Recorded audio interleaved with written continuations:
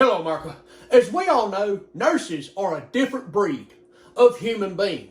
And today I'm going to show you how their brain works with this presentation of a nurse's brain. Now, as you can see, down at the bottom of the brain here, we have the fake smile generator. Nurses are supposed to smile at all times. It don't matter how they really feeling. They can be mad, sad, hangry, whatever. They have got to have a smile on their face when they walk into a patient's room. And that is where the fake smile generator comes in. Let's say that a patient is cussing out a nurse. Well, on the inside, that nurse is mad, and they want to fight that patient. Well, that is when the fake smile generator sends a message to the facial muscles to contract in an upward smiling fashion. So even though on the inside that nurse is really, really mad and they want to do bad things to that patient, on the outside it looks like the nurse is smiling and everything is A-OK. Thanks to the fake smile generator. This is the caffeine addiction center. This is the most important part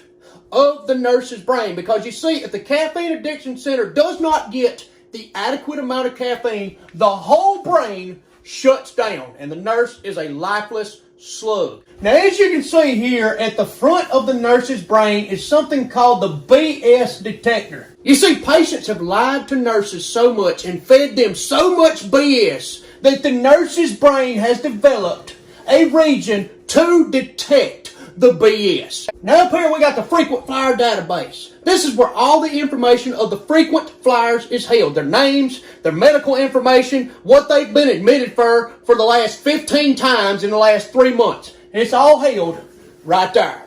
Now here we have the vein locator. The vein locator is the reason why all nurses can locate a good vein on a person from 50 yards away. Now here we have the hospital protocol storage center. This is where the brain stores all the protocols, because we all know that nurses can't properly take care of a patient without protocols. Now here we got the charting center. Now the charting center is not the biggest part of the nurse's brain, but it is the most used. The charting center operates about 8 to 9 hours out of the 12-hour shift. Now, administration would love for the charting center to be about the size of the whole entire brain. This is the call light antenna. Anytime a patient hits a call light, it will bounce off of the call light antenna and it will tell the nurse exactly what room the patient call light is coming from. Now, upon entering that room where the call light went off, 90% of the time, the BS detector will go off. Here we got the patient compassion gland. The patient compassion gland is so large that there's very little room for the spouse compassion gland. Nurses use so much of their compassion on their patients during their shift, by the time they get home, the old compassion tank's on empty. And they ain't got no compassion left for their poor spouse. Here we have the super strength region of the brain. It does not matter what size a nurse is, they all have super strength. I have seen a 4'11" nurse throwing a 300-pound patient around on a bed like they are light as a feather. And that is because of the super strength region of the brain.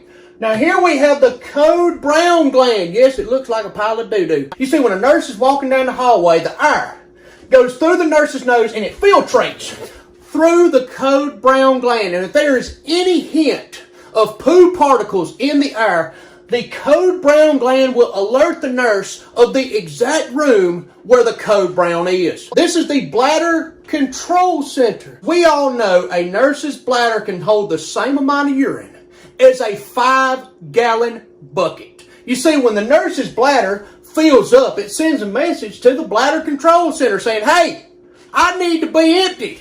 And then the bladder control center sends a message back to the bladder saying, nah, we still got like 3 assessments left to do. You're just going to have to hold it. And that is why all nurses can hold their urine like a camel can hold water. Last but not least, this is the patient family tolerator, or the PFT for short. You can see that it is very small, almost microscopical in fact. And this is the reason why nurses have such a hard time tolerating patients' family members. You see, the PFT's only got a 5-question limit. Once the patient's family member has asked 5 questions, the old PFT overloads and it sends the nurse into convulsions.